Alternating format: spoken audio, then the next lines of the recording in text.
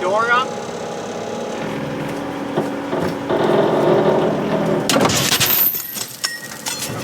The shuffle came off. Something broke.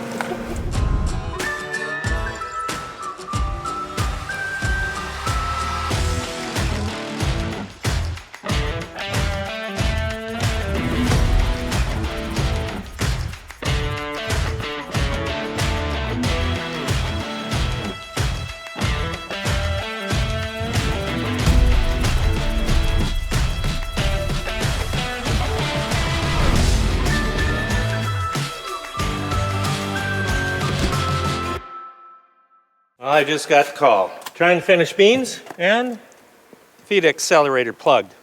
Chet, what you doing out there? Well, make sure we have all the parts or pieces. Tools, that's the word I'm thinking of. Got the socket set from the last time this happened in black beans. Got to come along, maybe 2 of them.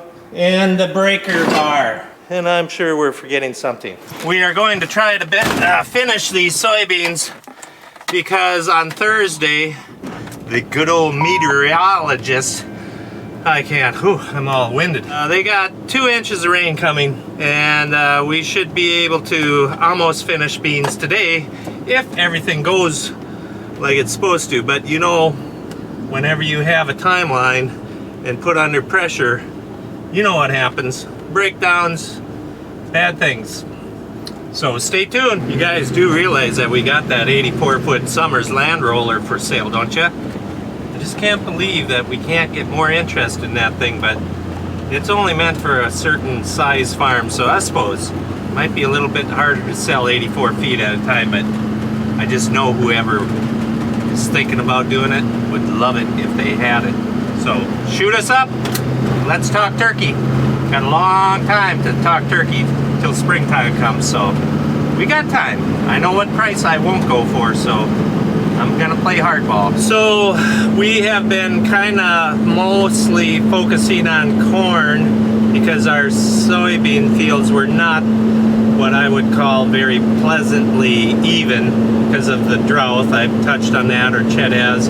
They are now ready at more even. And we have picked up one good for us last night, and I think a little bit of a frost the other night. So things are going to be a lot better harvesting. That is why we chose to hit the corn kind of hard. But now, you never want to push your bean harvest off too long because of rain events.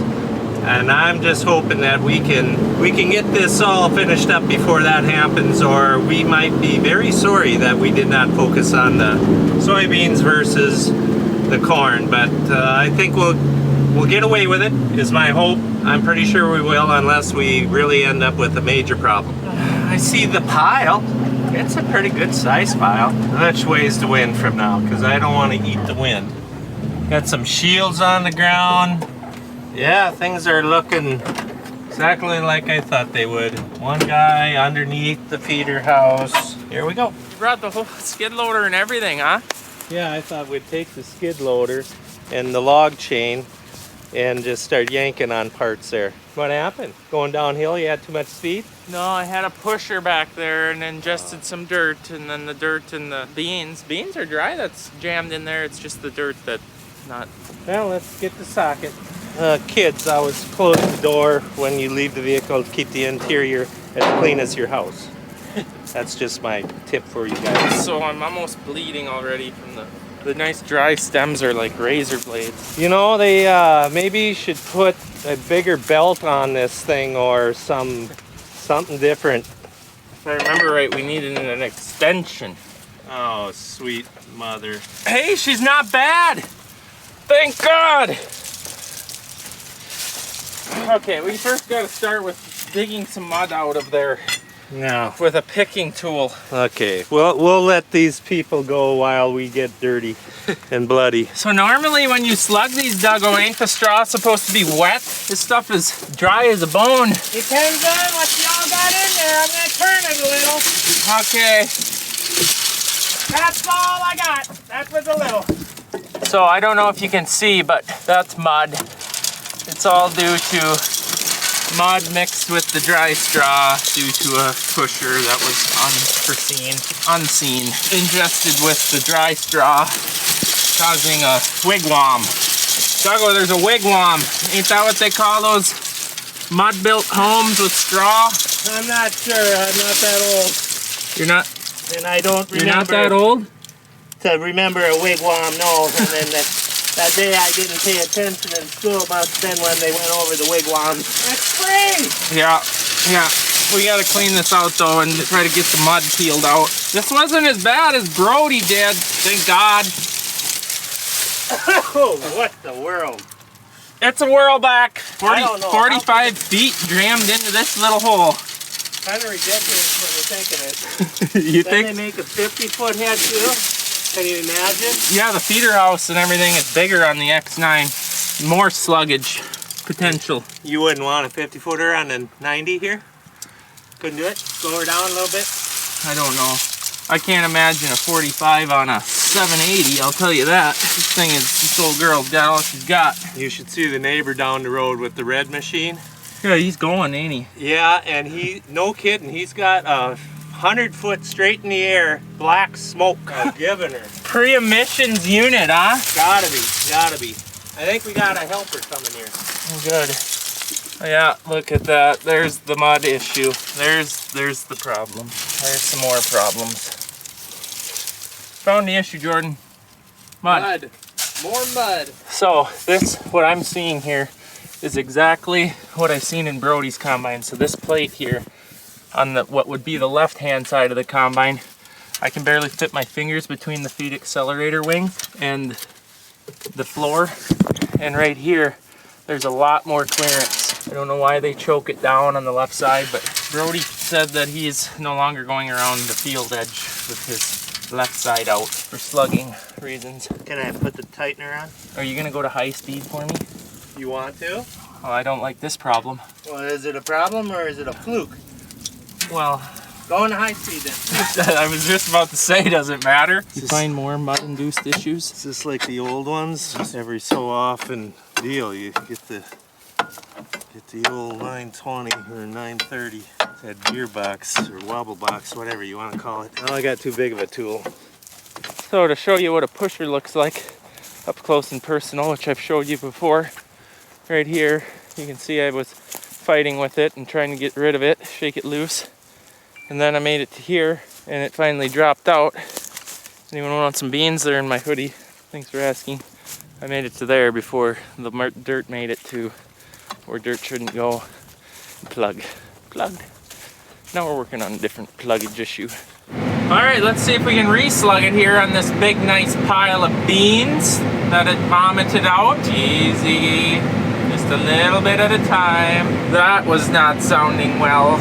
Okay, the belt slightly burned, slightly for the second time. I put it on high speed. Normally we always have ran on low speed, but if this is gonna be an issue, we're gonna turn up the speed on that and just grind the heck out of the beans, but you know, that's at least we're moving. Thank you, Jordan and Duggo, for helping me on my screw up. Okay, we're back. Beans weren't ready anyways. It's just maybe part of the reason why this venture happened. I like how Dad just literally, no time, combine down, just drives the whole Kodiak with the skid loader on it. But Dad's like, well, I literally was looking at those tools on that truck thinking, oh, I should unload that. That shouldn't happen again. Wish you wouldn't thought that. Would you look at this guy? He's just going nuts. Duggo! He literally unloaded the Bobcat after unslugging me or helping me and just starts mowing the edge and taking out trees. And I told him that thing don't have a bulletproof windshield in there. And not to be doing that type of stuff with the loader up, but you think you can tell that guy anything? Nope. This is for your safety, Duggo. Please, either buy a bulletproof window or quit doing that. And I have a feeling he'll say, it's fine. That's dangerous. It'll kill you. It'll kill you, Duggo. He is doing a really nice job with the grass. Won't complain about that. I just don't like when he's risking his life there. And he'll say, it ain't dangerous. I know he will. Look at Randy, he's fixing the tile outlet. I think we should all give Brody a round of applause for not planting the whole field when it was a drought. Brody. That's him in the combine there. Clap for Brody. Now you can see how wet it was. There's the tillage ruts from this spring. Yeah. We're back in beans for 2 days now. Hammering them out. There was a good frost this morning, so had a late start. It's already 2 o'clock, 3 o'clock. We've got one more field that's big that way, about northwest mile or two. I think there's 130 acres out there left. We've been out there, got rained out, but after that it's a bunch of little patches and whatnot that we need to finish before 2 inches of rain Thursday night, Friday-ish at some point, according to the weatherman.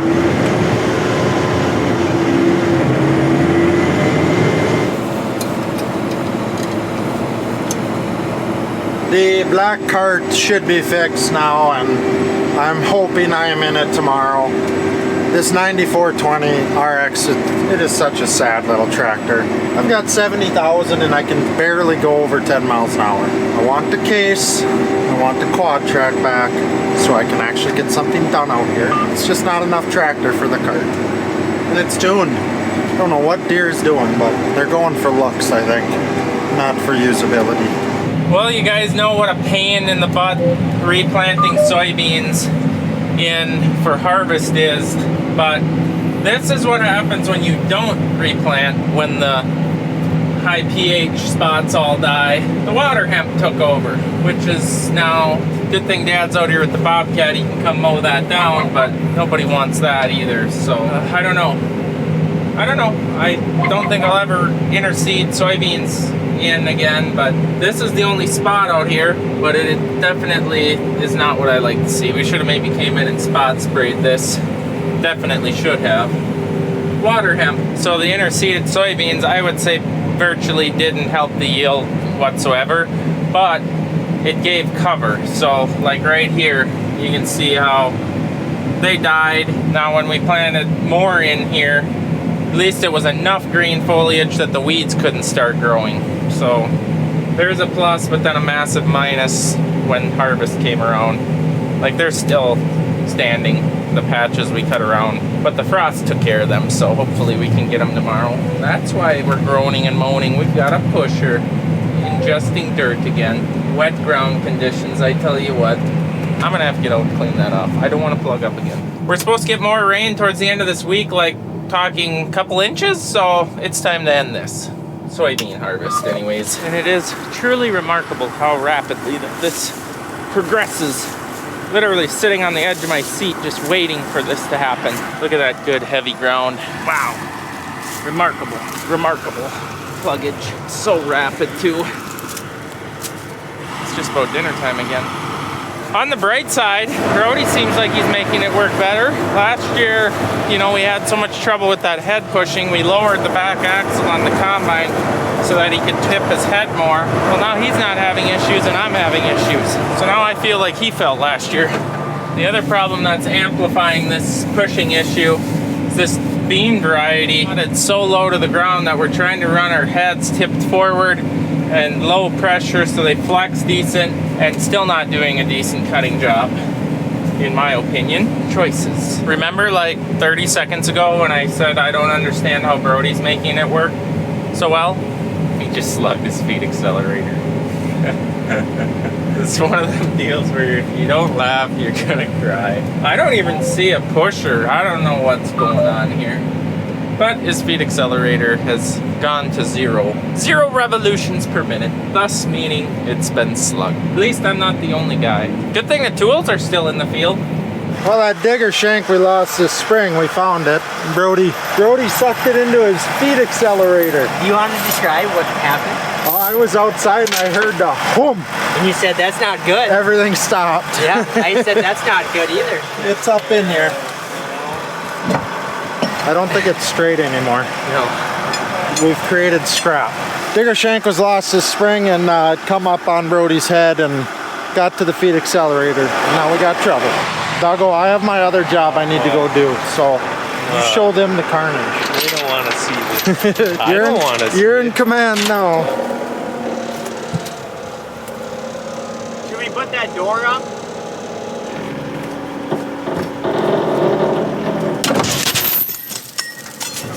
The shuffle came off. Something broke. Come on, Brody, get that door back on. Let's go. Time's a wasting. This is going on the wall. This is going on the wall. Give me that. Can I salvage anything? The shovel was junk, but I think we can save this piece right here. Well, that can't be good. I see a bean head that's been unhooked way up there, and I just talked to Dad. Sounds like it wasn't a pusher that caused this issue.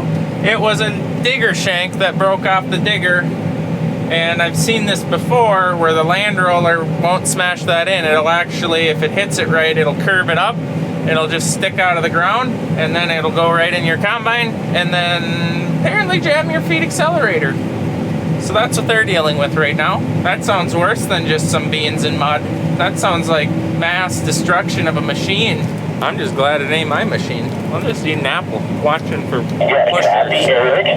You might have noticed that the fire extinguisher is out. Well, when the beat on the belt, when the belt on the feed accelerator spun, it heated up the pulley so hot in them split few seconds that the bean dust on the pulley caught fire and was smoking. We were like, what is that smell? So luckily we have the fire extinguisher, did not need it, but we were able to pick the dust out of the pulley, stomp it out. But if it had been really dry fall and that would have fell down into the stubble here, it would have been go time. So here's what it is. It is the digger shovel and shank that snapped off of a digger, and why the land roller didn't poke it in the ground is beyond me, but sometimes stuff gets laying when the land roller hits it. If it's laying like that and it pokes it in here, this end will spit up in the air and you cannot get them to go in the ground. I'm guessing that's what happened, but who knows? It's part of the scrap iron pile now, and we'll be back going shortly. We did have to take the upper door off, get the log chain in there to wrap around the digger shank to get it to come out. So we did have to take the one upper feeder house trap off, and got it out that way. But it was definitely a kind of a sketchy thing. Okay, we're back together. This is the door that we were talking about that we had to take off to get at that feed accelerator. Everything is good to go. He is going to back up a little bit, keep everybody out of the dust, and try to fire it and make sure that there's no big chunks that come out. You know, when you see this going on, I'm guessing there's something bent. Bent bar. You want to just tease it a bit? Didn't see anything blatantly bent, but Well, I suppose they ain't meant to eat iron. I don't see anything. Do you?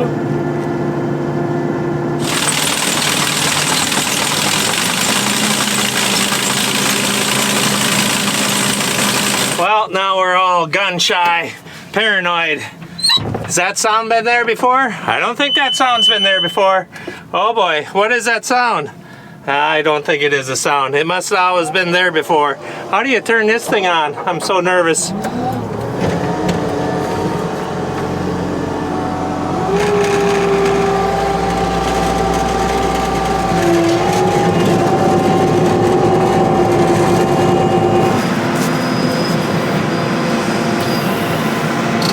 I don't know. We're gonna have to stand in that dust, huh? This guy over there, you're making a dust for me.